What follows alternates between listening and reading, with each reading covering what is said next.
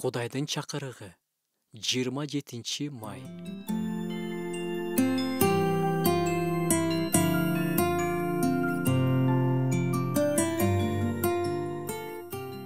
Ошондуктан мен эркектердин бардык жерде таза колдорун көтөрүп, ачууланбастан жана шектенбестен сыйынууларын каалайм. Үй бүлөдө эркек башчы.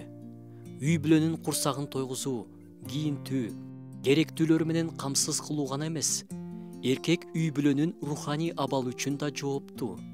Колдорун көтөрүп, Кудайдын алдына сыйынып турганга чакырылган. Үй бүлөдөгү сыйынуу жашоону жетектеп, багыттап туруу дагы эркекке тапшырылган. Үйдө болобу, сыртта болобу, жолго чыгаарда, чогулушта сыйынуу жоопкерчилиги эркектерге берилген. Албетте, эркеги жок үй бүлө болушу мүмкүн. Аялы гана ишенген үй бүлө болушу мүмкүн. Ар кандай болуп калат. Бирок негизинен ушундай. Таза колдор.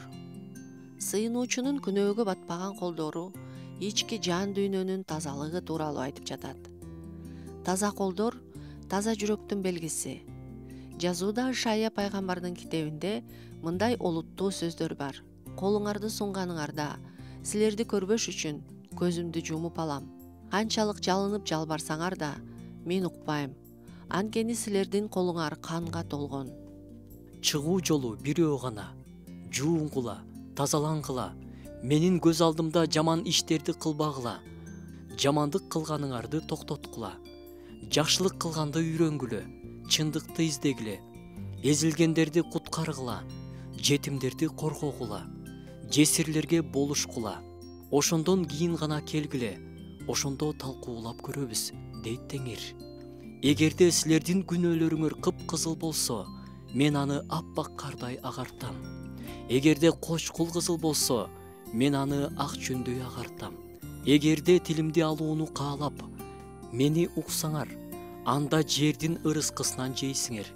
Кудайдын эркин аткаралы.